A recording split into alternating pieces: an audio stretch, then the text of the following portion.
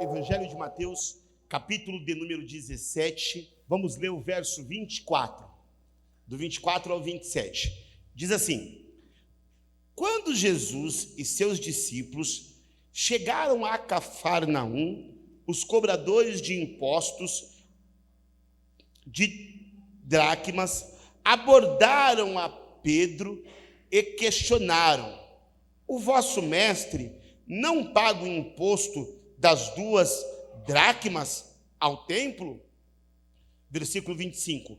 Sim, paga, respondeu Pedro. Mas quando ele entrou em casa, Jesus se antecipou e perguntou-lhe: primeiro, Simão, qual é a tua opinião? De quem cobram os reis da terra o imposto e tributo? Dos seus filhos ou dos estranhos? Dos estranhos, respondeu Pedro. Ao que Jesus concluiu: logo que estão os filhos livres dessa obrigação. Entretanto, para que não os escandalizemos, vai ao mar, lança um anzol, e o primeiro peixe que fisgar, tire-o, e abrindo-lhe a boca, achará um estáter. Retira aquela moeda e entrega a eles, para pagar o meu imposto e o teu também. Amém? Curve sua cabeça no seu local. Agora vamos fazer um segundo de oração. Pai, nós te louvamos porque nós sabemos que o Senhor é o nosso Deus. E não há um Deus além de ti. Não há um Deus que se move igual ao Senhor. O Senhor é um Deus poderoso que nos ouve, que nos escuta e que fala conosco de diversas maneiras. Então hoje, Pai, eu peço que o Senhor fale com esse teu filho, que o Senhor fale com essa tua filha, do mais novo ao mais velho, do menor ao maior, do mais pobre ao mais rico, ou do mais rico ao mais pobre. Pai, em nome de Jesus, envia-nos a tua palavra e me usa como instrumento para pregar o teu evangelho, e que essas pessoas saiam daqui alimentadas do teu evangelho, do teu amor e da tua graça, e que a tua palavra ela vá e que ela produza o resultado para o qual ela foi enviada, em nome de Jesus. Amém e amém, Senhor Jesus. Amém? Vamos aplaudir a palavra, vamos aplaudir o Senhor.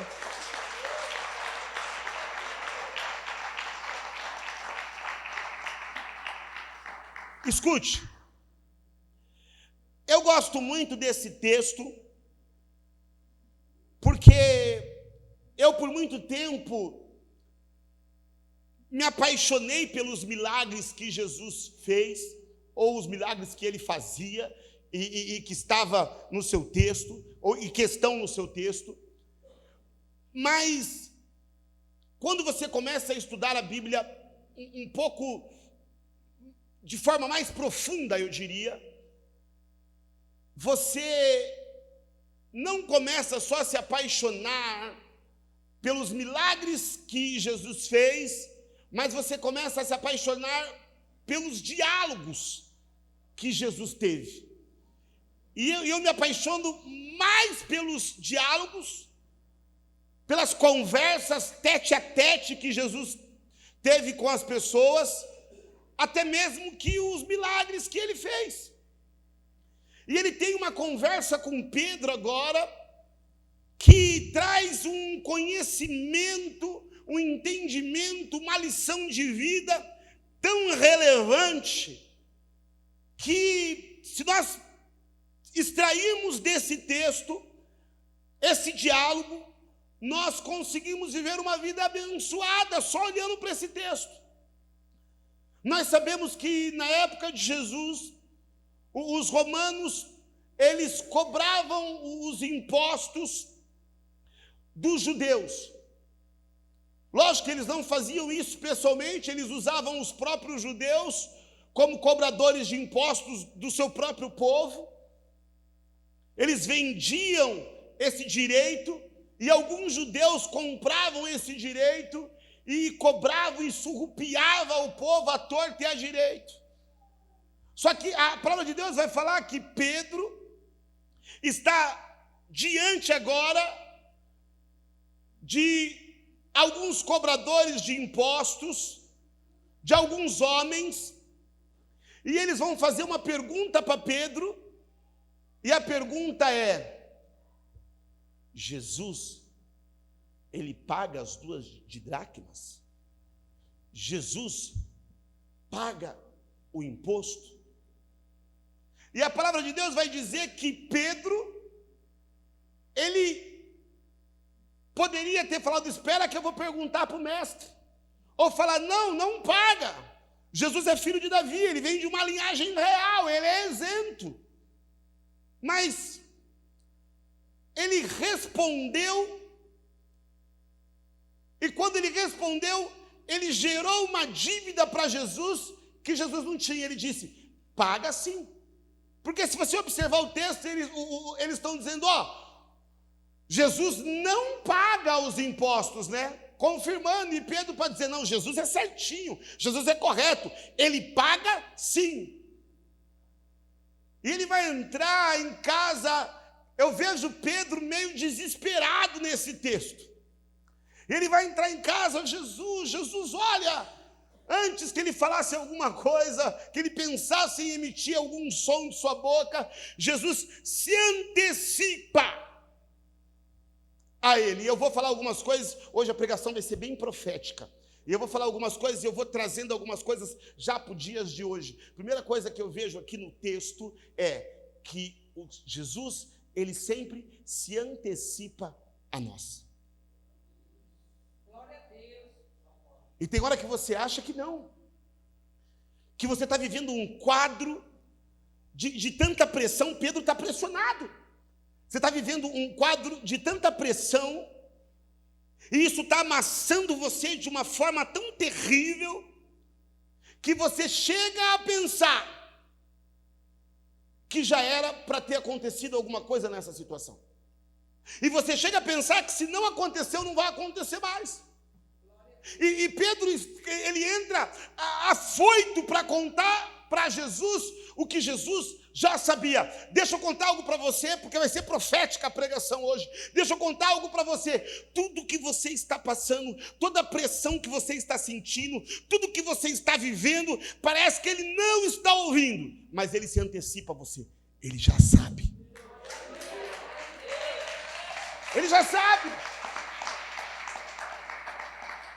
Às vezes você fala: está doendo, está uma cruz pesada, o fardo está difícil, eu estou sendo pressionado de uma maneira brutal.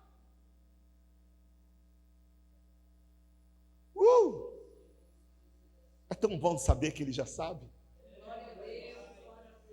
Está doendo, está sofrendo. Imagine Pedro, quando Jesus chega e fala para ele: Pedro, peraí, mano. Vem devagar. De quem que cobram os impostos? Dos alheios ou dos filhos da terra? E Pedro responde: dos alheios, Senhor. Então os filhos da terra estão isentos. Pedro, eu não tenho que pagar nada. Mas Pedro disse que Jesus pagava. Mas Jesus não tinha que pagar nada. Mas Pedro disse que Jesus pagava. Outra coisa que eu aprendo no texto, hoje vai ser profético. Outra coisa que eu aprendo no texto é que geralmente Jesus, e ele veio para isso, para pagar uma dívida que não é dele. E é interessante que a gente faz isso. As mulheres gostam de fazer muito isso, não é? Vocês compram, fazem boleto, gastam no cartão de crédito, compram o que não pode. Eu falei que para pregar isso minha esposa não tinha que estar, porque se ela ficar sabendo que Jesus paga o que não é dele, ela vai fazer contas absurdas. E já aconteceu de você fazer uma conta, você fazer um boleto, você fazer alguma coisa, e depois que você sai daquela compra por empolgação, e você sai da loja e você fala assim: meu Deus, por que eu gastei nisso? Você não viu nem quando vencia o cartão. Depois você paga, sem nem saber como você pagou também. Quem já viveu isso? Você compra sem poder e paga sem sentir, né, irmão?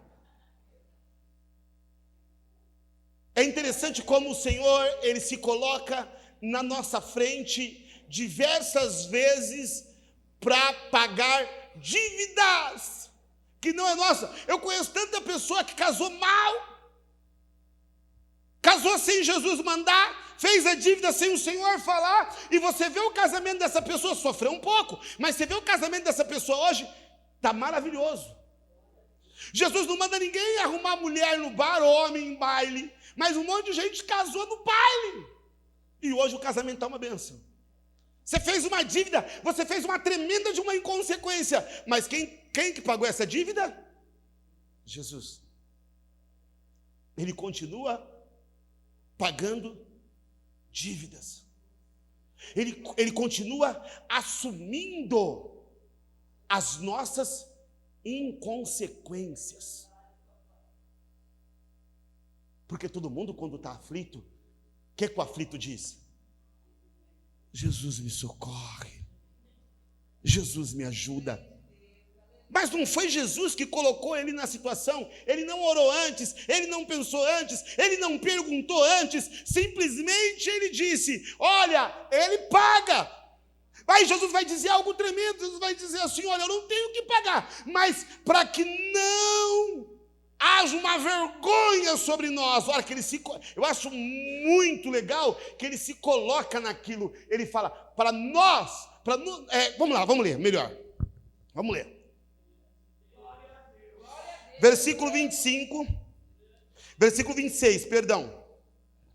Dos estranhos respondeu Pedro, ao que Jesus concluiu: logo estão os filhos livres dessa obrigação, sou livre disso. Entretanto, para que não os escandalizamos, vai. Para que não haja escândalo. O escândalo seria de quem? De Jesus? Não. O escândalo seria de Pedro. Quem ia passar vergonha? Quem disse que Jesus pagou? Pagava Pedro. Mas ele está se colocando, para que não haja escândalo, para que eles não fiquem escandalizados, para que você não seja envergonhado. Então faça o seguinte: eu vou pagar. Eu vou pagar para que não haja vergonha, para que não haja escândalo. É tão bom você saber que nós temos um Deus que cuida de nós e que se coloca em nossa frente, e Ele se coloca na nossa frente para que a nossa vida não seja motivo de escândalo e de vergonha. Quantos compromissos ou quantas coisas erradas que nós fizemos que iriam ser gerada vergonha.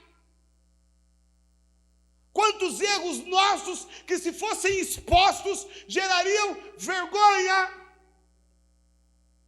Só que Pedro errou.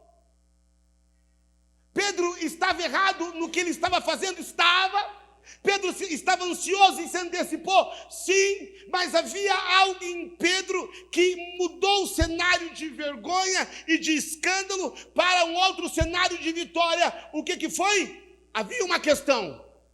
Ele andava com Jesus.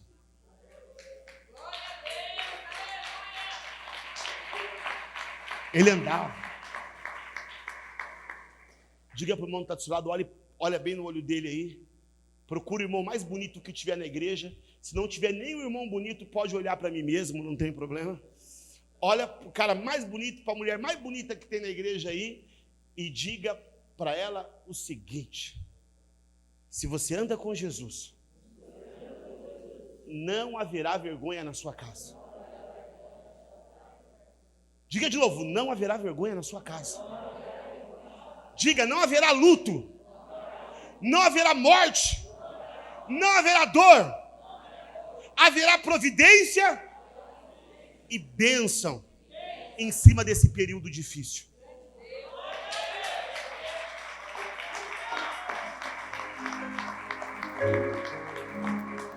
Só que a história está muito legal, está muito bonita, a história está bacana até agora, mas o grande problema de tudo é que faltava uma coisa.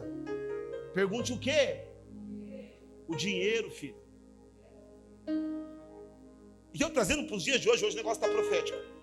Sempre falta dinheiro, não é verdade? Trazendo para os dias de hoje. Sempre falta dinheiro. Para quem está faltando dinheiro aí, diga misericórdia. O dinheiro sempre falta. Está toda hora faltando. Quando a providência é financeira, o negócio fica complicado.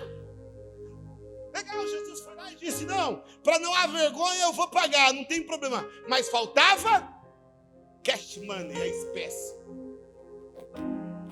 Aí Jesus vai fazer uma outra coisa. Ele vai dizer o seguinte: vai lá até o lado, lança o seu anzol.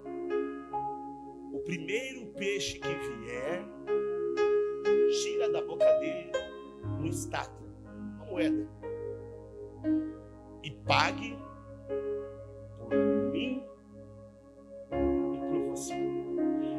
Eu não quero mais falar de Pedro agora, congela Pedro. Eu quero falar do peixe. Toda vez que você vê peixe na Bíblia, está falando de homens, de almas, de pessoas. Amém? Eu quero falar do peixe, que para se cumprir isso, porque você acha que naquele lago todo peixe tinha uma moeda na boca? Eu quero falar do peixe que um dia engoliu uma moeda e que de repente essa moeda sufocava ele, e que de repente essa moeda deixava ele sem respiração. Não sei como que é o mundo dos peixes, mas talvez ele era zombado por causa dessa moeda. Talvez ele era o peixinho mais estranho e mais diferente daquele lago. Talvez gerador engolia aquela moeda.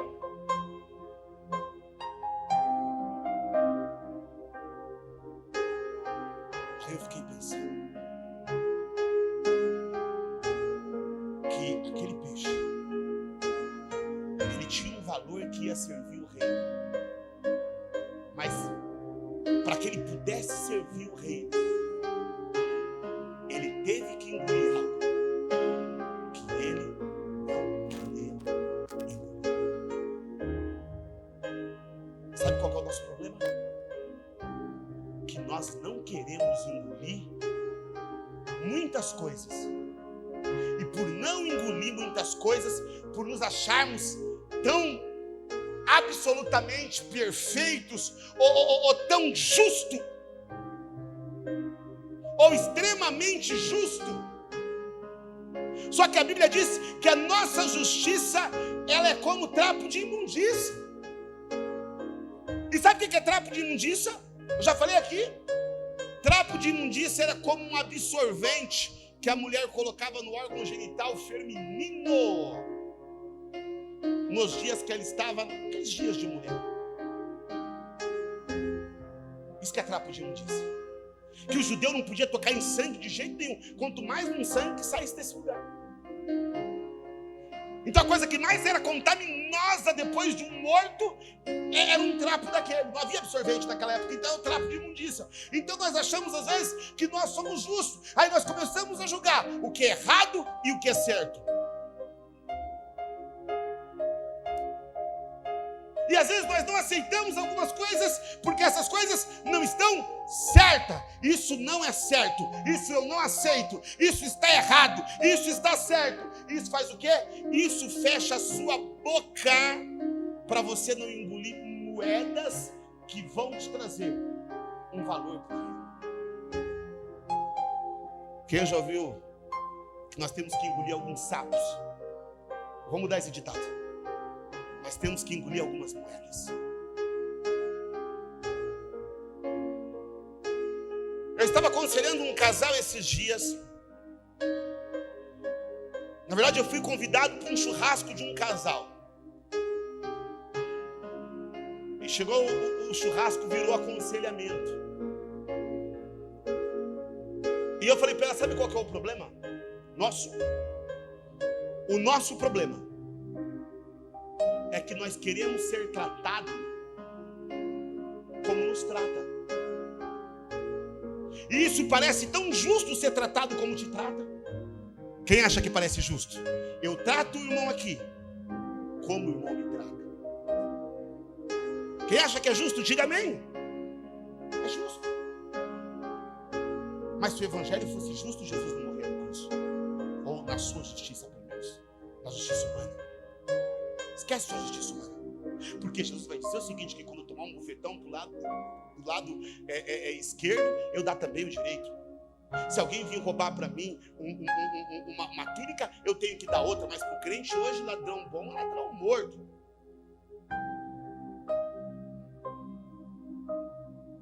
Por quê? Porque eles têm a justiça deles. Eles são regados de justiça. Justiça que para o reino espiritual não passa de trapo de imundícia. Você entende? E eu conversando com eles, eu falei assim, mas ele está me tratando assim. Eu falei assim, sabe quando você vai conseguir ganhar seu marido? Quando você começar a tratar ele da forma que você trata bem, independentemente se ele te trata mal. Porque isso é evangelho. E ela falou, impossível. Eu falei, você tem esse tipo de relacionamento no seu dia a dia? Não sabe? Ela, não tenho. Quem me trata de um jeito, eu trato do mesmo jeito. Eu falei, não é verdade. Você quer ver? Tem um monte de patrão que trata funcionário mal. E o funcionário trata o patrão mal? Hã? Trata ou não trata? Ainda mais se a gente ia recebendo um negocinho bom, tem vale transporte, eu sou bem remunerado, o negócio lá tá bom. O patrão chega, como que a pessoa faz? Se ajeita na cadeira, né? Pá, o patrão tá aí. Aí o patrão passa. Você, bom dia, patrão. Ele bate a porta e ele vem aqui na minha mesa. Você tá aquela gente. O senhor queria falar comigo? Ah, não, esqueci. Não é com você, não, é com o outro. Chama ele pra mim. E você tá lá. Por quê? Porque para você é justo. E por que é justo? Porque você tira o seu salário de lá. Você entendeu o seu senso de justiça? Você entendeu como que é o seu senso de justiça? E eu comecei a falar com eles, eu falei, começa a gerar isso. Trata, é o segredo do casamento. Trata, eu sei que é difícil. Tem hora que minha mulher me trata mal pra caramba, mano. Vou falar aqui pra vocês, vou confessar. Aí eu tento tratar ela bem, não vou mentir. Eu falei para eles, mas eu estou praticando em casa isso aí. Eu não cheguei ainda, eu não estou nesse estágio ainda. Eu sou bem pior do que você pensa. Então o que acontece? Eu tento, obrigado. Eu tento fazer o quê? Praticar isso. Você que é casado, diga comigo. Levanta sua mão direita e diga comigo. É difícil pra caramba. Aplauda o Senhor que eu bebo uma água.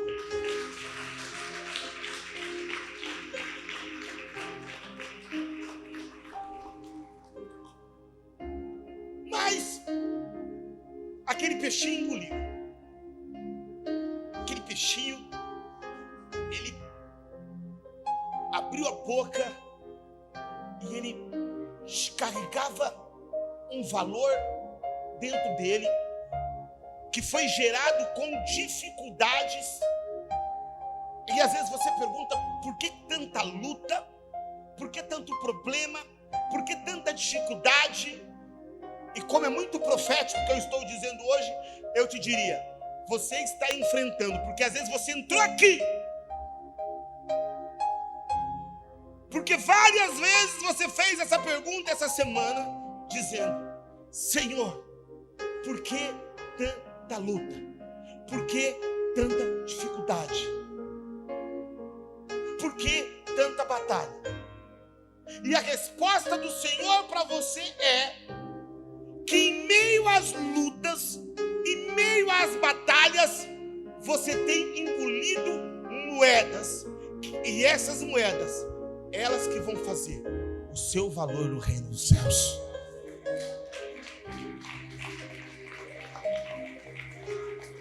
A moeda sendo engolidas com dificuldade, com dor, com sangue, com luta, com choro. Mas são valores que você carrega, que vão servir o reino. São valores que você carrega, que na hora certa vai haver um anzol que você vai morder e que você vai ser atraído. E você vai falar, olha, como pode? Porque sabe o que eu tenho visto? Eu tenho visto que aquele que tem um problema no casamento, o Senhor restaura casamento e depois ele vira líder de casais da igreja. Eu tenho visto que aquelas pessoas que usaram droga, que foram bandidas, depois sabe o que acontece? Elas começam a pregar em presídio. O Senhor, ele é especialista para fazer a sua dor virar seu dom. Você entende isso? Você é simplesmente curado para curar.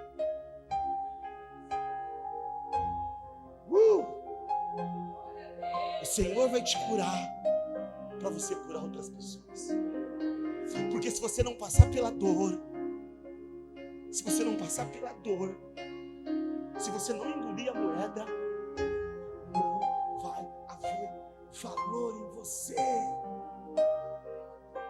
Talvez o peixe que tenha mais sofrido naquele lago foi aquele peixe.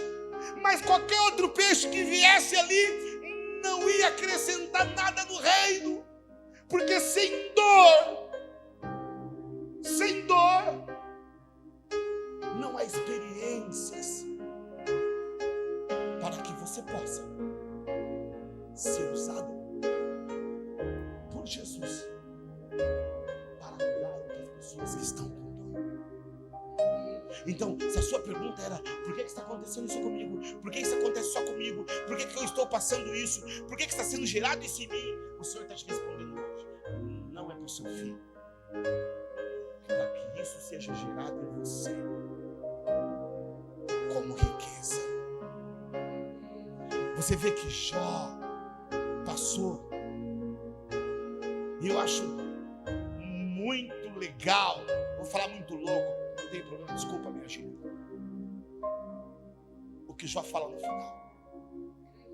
Ele fala assim: antes eu te conhecia só de ouvir falar, mas agora foi gerado um valor em mim, foi colocada uma riqueza em mim, e essa riqueza que foi colocada em mim, eu posso dizer que eu ando com você. Há um laço de experiência. Agora eu sirvo o reino. Eu sirvo o reino.